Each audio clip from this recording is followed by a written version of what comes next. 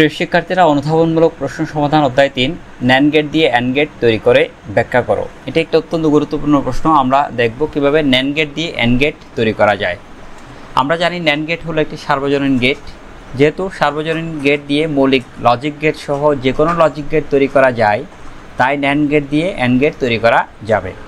এক্ষেত্রে একটি ন্যান্ড গেটের আউটপুটকে অপর আরেকটি ন্যান্ড গেটের ইনপুট হিসেবে ব্যবহার করলে শেষোক্ত ন্যান্ড গেটটি একটি অ্যান্ড গেট হিসেবে আচরণ করবে বা ফলাফল প্রদান করবে। এই ব্যাখ্যাটি আমরা আগেই লিখে দিব, কারণ এই যে ব্যাখ্যা করা হয়েছে সেটি কিন্তু আমরা চিত্র থেকে পাই।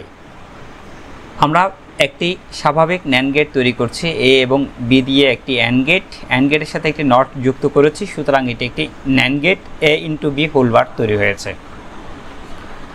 এই ন্যান্ড গেটটিকে যখন আমরা আরেকটি ন্যান্ড গেটের ফলাফল হিসাবে এই আউটপুটটিকে যখন ইনপুট হিসেবে প্রদান করব, তখন এ ইন্টু বি হোল বার এটি যখন আবারও ন্যান্ড গেট করা হয়েছে তখন হবে এ ইন্টু বার ডাবল বার। এটিকে কিন্তু ডাবল কমপ্লিমেন্ট বা দ্বিত্ব পরিপূরকও বলা হয়। আমরা জানি অ্যান্ড গেট মানে হচ্ছে যে এ ইন্টু বি, তাকে নট করা হয়েছে মানে পূরক বা কমপ্লিমেন্ট করলে তখন নট গেট আসে।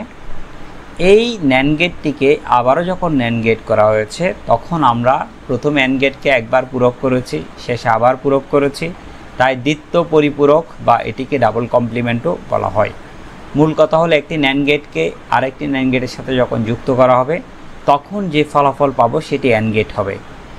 আমরা এই এ বি ডাবল বার এটিকে ডি মর্গান উপপাদ্য প্রয়োগ করে যখন সরলীকরণ করব তখন এটি একটি অ্যান্ড গেট হিসেবে আচরণ করবে। ডি মর্গানের দ্বিতীয় উপপাদ্য থেকে আমরা যেটা জানি, A B whole bar equal to A bar plus B বার।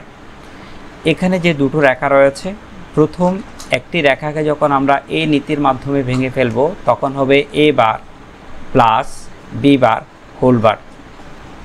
তাহলে খেয়াল রাখবে, যখন রেখা ভাঙা হয় তখন অ্যান্ড গেটটি অর গেটে রূপান্তরিত হয়।